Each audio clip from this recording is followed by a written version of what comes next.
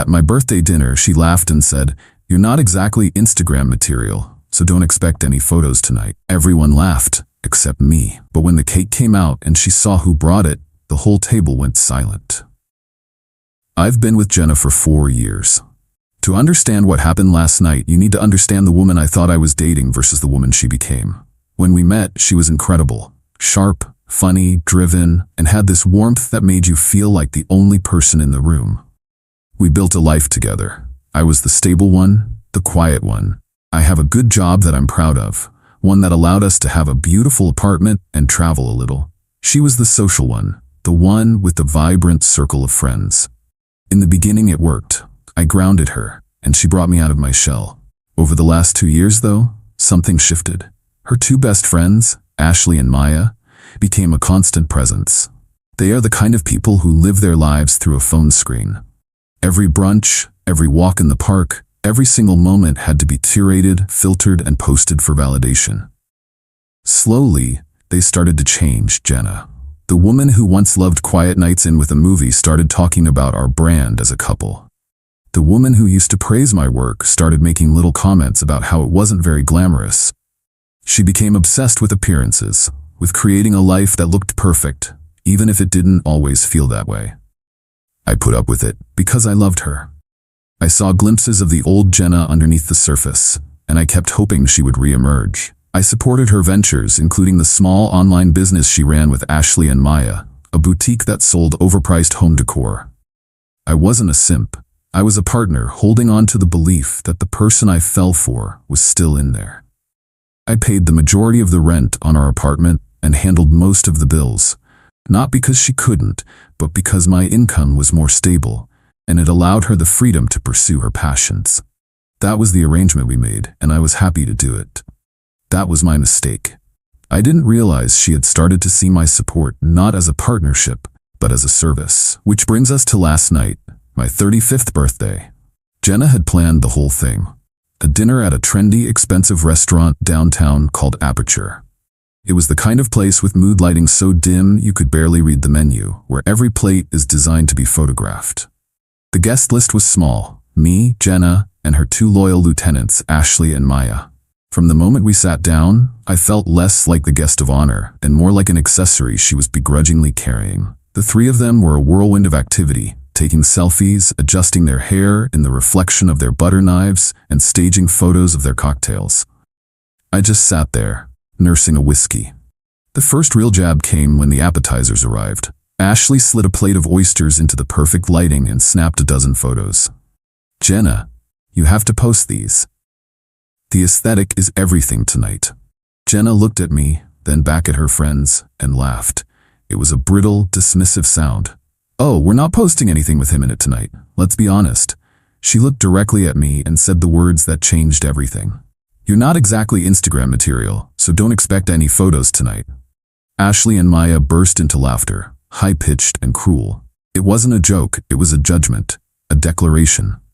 In their world of curated perfection, I was the flaw, the thing to be hidden. I just stared at her. The hurt was sharp, but something else was sharper: clarity. The fog of hope I'd been living in for 2 years vanished. I saw her and her friends for exactly who they were. I didn't say a word. I just gave a small, tight smile and took a sip of my whiskey. The old me would have been wounded. The new me, born in that exact moment, started making a plan. The rest of the dinner was a blur of their chatter. They talked about influencers I'd never heard of, trips they were planning, and how their online boutique was about to get a huge new client that would change everything. They spoke as if I wasn't even there.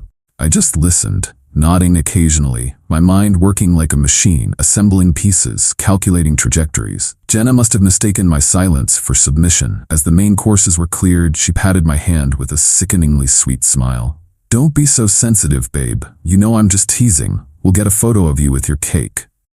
"Of course," I said, my voice even. I wouldn't miss it. The waiter came over. "Will we be having dessert this evening?" Before I could speak, Jenna cut in. "Oh, that's all been taken care of. We have a special cake being delivered." She winked at Ashley and Maya, who giggled in anticipation. They thought they were in complete control of the evening's narrative. We waited. 10 minutes later, I saw movement near the restaurant's entrance. The manager was personally escorting someone through the dining room. Jenna, Ashley, and Maya all sat up straighter, phones at the ready, expecting some pastry chef with a fancy box. But it wasn't a pastry chef. It was a woman named Isabella Rossi. To understand the significance, you have to understand who Isabella is in our city. She's a legend. She started with a single, tiny Italian restaurant 2 decades ago and built it into a culinary empire. She's respected, she's powerful, and she's known for not suffering fools. She is, in the world of Ashley and Maya, the ultimate status symbol. She walked towards our table carrying a simple, elegant cake. She wasn't dressed like a delivery person. She was dressed in a sharp, tailored suit, looking like she owned the place, which in a way, she did. Her reputation owned every restaurant in this city. Jenna's jaw went slack. Ashley and Maya looked like they'd seen a ghost. They were fumbling for their phones, but also frozen in shock. Isabella arrived at our table and placed the cake directly in front of me. She ignored the 3 women completely. She smiled a warm, genuine smile at me and said, "Happy birthday, partner. Sorry I'm late. The final permits for the new venue came through. We're officially greenlit." She placed a hand on my shoulder.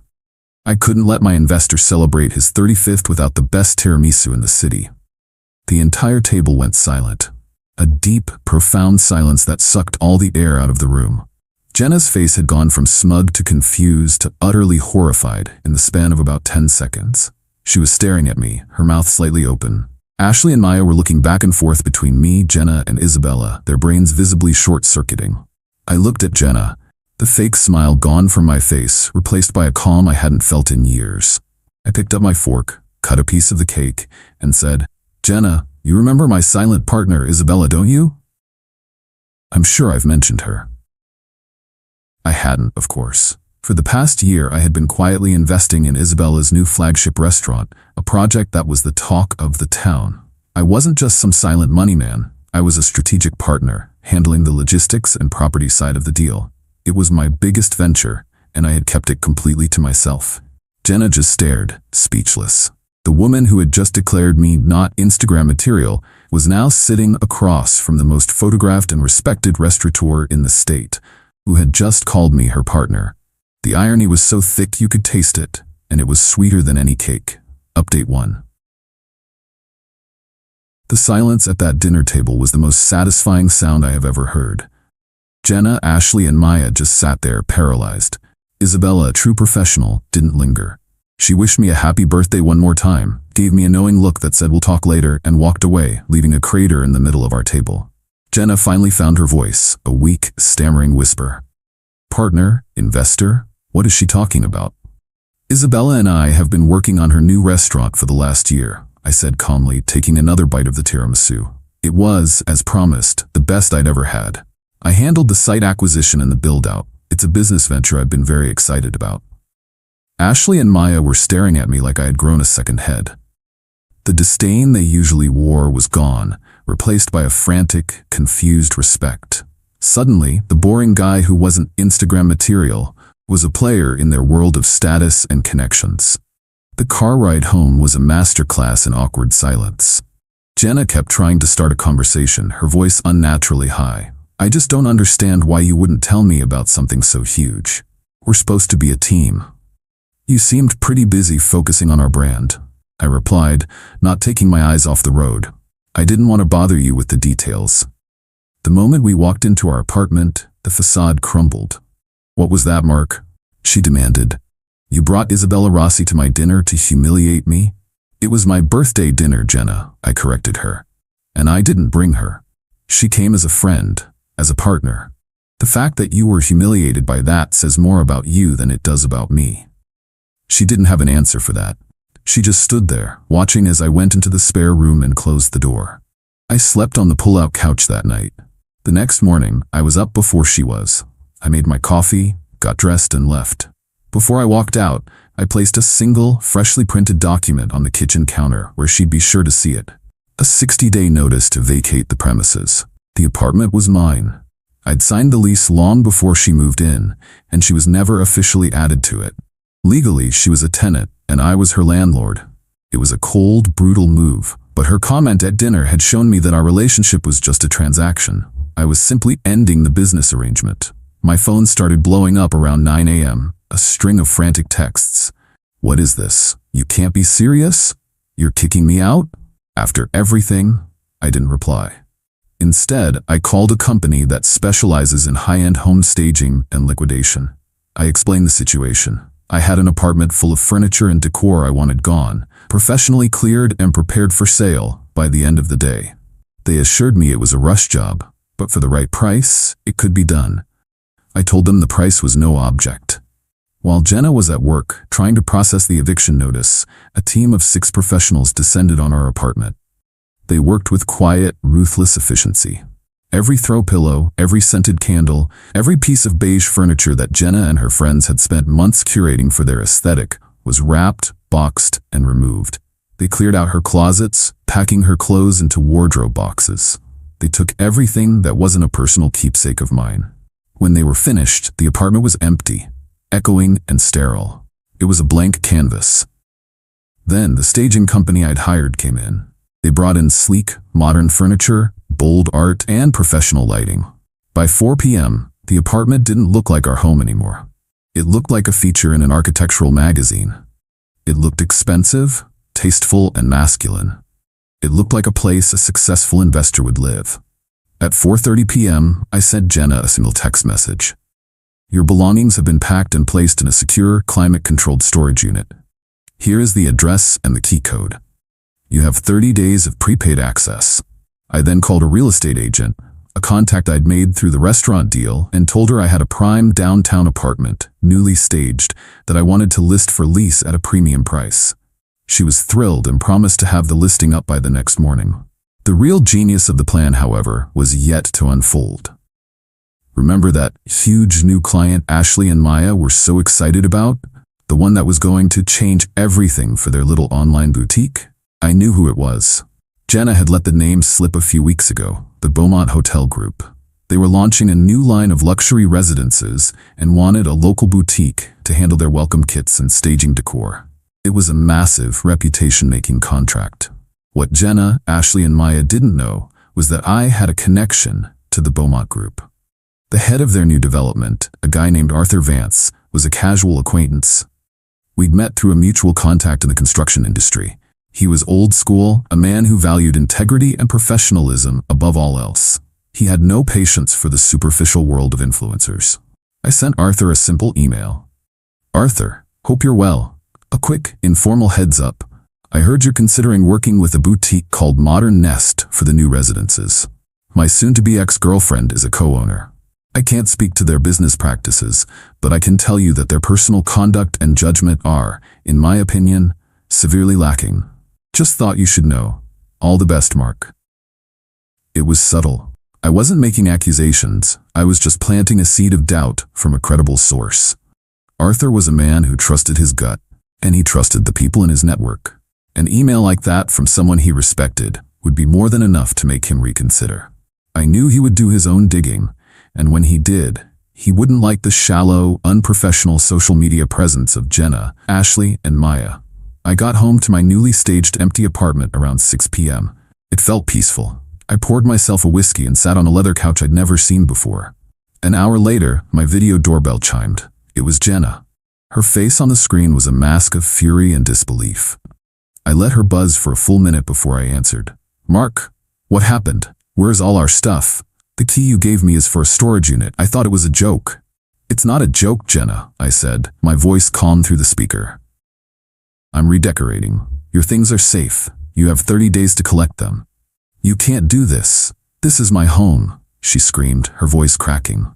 Read the lease, I said, and the notice I left you this morning. Then I disconnected the call and turned off the notifications. Phase 1 was complete. The foundation of the life she thought she had was gone. Now it was time to watch the rest of it crumble. Update 2. The 2 days following what I now call the Great Clearing were a storm of digital rage. Jenna, blocked from my phone, resorted to email and messaging apps I rarely used. The messages were a predictable cocktail of fury, disbelief, and threats. She accused me of being cruel, of being a monster. She threatened to call the police, which I knew was an empty threat. She threatened to sue me, another bluff. I didn't respond to a single one. Silence was my most powerful weapon. Her friends Ashley and Maya tried a different tactic. They launched a smear campaign on social media. There were vague, tear-filled posts about betrayal from those you trust most and how some men can't handle a strong, successful woman. They didn't use my name, but the implication was clear. Their followers, a small army of online sympathizers, lapped it up, leaving comments about how Jenna deserved better and that she was better off without my negative energy. It was annoying, but I knew it was the desperate act of people who were losing control. The real blowback came on the third day. I received an email from Jenna. It was different from the others. It was cold, formal, and clearly written by someone with legal knowledge. It demanded I cease all contact, return her half of the apartment's contents, and provide financial support for the lifestyle she had become accustomed to. It ended with the line, "My lawyer will be in contact to discuss the division of our shared assets, including your recent business ventures." She was coming after the restaurant deal. She thought that because we were in a long-term relationship, she was entitled to a piece of my success. This was the move I had been waiting for. This was where she would truly overplay her hand. I forwarded the email to my own lawyer, a sharp, no-nonsense woman who had helped me structure the investment with Isabella. Her reply was swift and confident. "Let her try. The investment was made from a private trust you established 5 years ago, using funds you held prior to your relationship. She has no claim. This is an intimidation tactic. Do not respond." Meanwhile, my seed of doubt with Arthur Vance at the Beaumont Hotel Group had begun to sprout. I got a call from him that afternoon. "Mark," he said, his voice a low grumble. "Arthur Vance here. I got your email. I appreciate the heads up. I looked into that little boutique you mentioned." He paused. "You were being diplomatic. Their entire online presence is a circus of unprofessionalism. Not the kind of people we want associated with the Beaumont brand. We're terminating our preliminary discussions." "I'm sorry to hear it didn't work out," I said, keeping my voice neutral. "Don't be," Arthur grunted. "You saved me a headache. We owe you one. Let me know if you need anything on the new restaurant project." The news must have hit their camp like a bomb. Around 5 p.m., I got a frantic voicemail from a number I didn't recognize. It was Ashley. Her voice was a hysterical shriek. "Mark, you have to call them back. You have to fix this. The Beaumont contract is gone. They just sent us an email, a one-sentence email ending the deal. This was everything for us. You did this. I know you did." I saved the voicemail. It was a beautiful piece of evidence, a clear admission that they believed I had the power to influence major business deals, a direct contradiction to the unsuccessful boyfriend narrative they had been pushing. That evening, the smear campaign on social media escalated from vague posts to direct, though clumsy, attacks. Maya posted a long story about a friend who was being financially abused by her controlling ex who was trying to ruin her career because he was jealous of her success. The comments were vicious. People who didn't know me at all were calling me every name in the book. This was also part of the plan. I had been waiting for them to cross a line, to make specific, defamatory statements.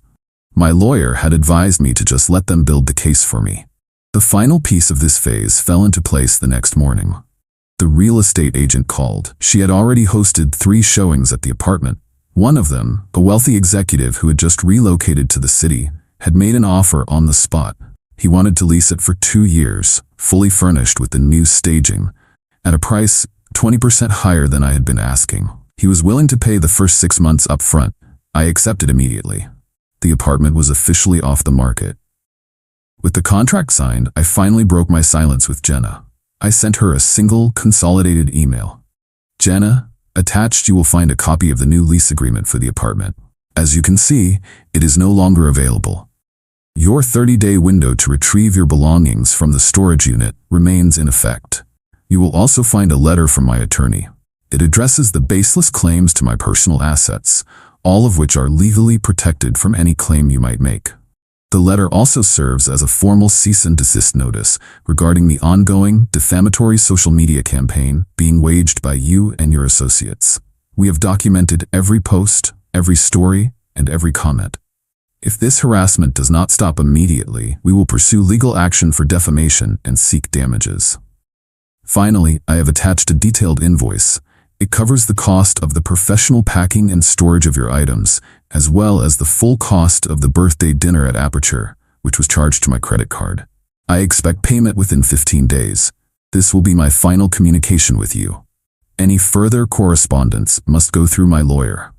Mark. I hit send and felt a weight lift off my shoulders. I had been calm, logical, and had used the system they respected, the system of money, lawyers, and contracts, against them. They had tried to fight a war of emotion and public opinion. I had fought a war of logistics and legal fact. And I had won. I knew it wasn't over. Her pride was wounded, and she would likely lash out again. But I had taken away her home, her perceived claim to my success, and the business deal that was supposed to be her ticket to the next level. She was cornered, and I was in complete control. Final update. The aftermath of my email was exactly what you'd expect, a complete and total meltdown. But this time, it was a meltdown in a vacuum. She had no way to reach me. Her friends' social media accounts went quiet. The vague, angry posts replaced by an eerie silence. The cease and desist letter had clearly worked. The threat of a real lawsuit with real financial consequences had scared them straight. About a week later, I heard through a mutual acquaintance that Jenna had a screaming match with Ashley and Maya. She blamed them for everything. She blamed them for filling her head with nonsense about status and appearances, for pushing her to see me as inadequate, and for encouraging the disastrous social media campaign. Their little trio, once inseparable, had fractured under the first sign of real pressure. Their friendship, it turned out, was as superficial as their Instagram feeds. Jenna's attempt to fight me legally went nowhere. Her lawyer, after receiving the detailed breakdown of my finances and the legal structure of my investments from my attorney, must have advised her that she had no case. I never heard from him again. The entitlement she felt to my success crashed against the hard wall of legal reality. The invoice I sent her became a major point of contention. She refused to pay it, of course. So after 15 days, my lawyer simply filed a claim in small claims court. It was a minor amount of money, but it was about the principle. She was served with a court summons at the apartment she was temporarily crashing at with Ashley. The humiliation of that, I'm told, was profound. Faced with an actual court date, she finally paid the full amount. The biggest consequence for her, however, was the loss of the life she had taken for granted. She was homeless, sleeping on a friend's couch.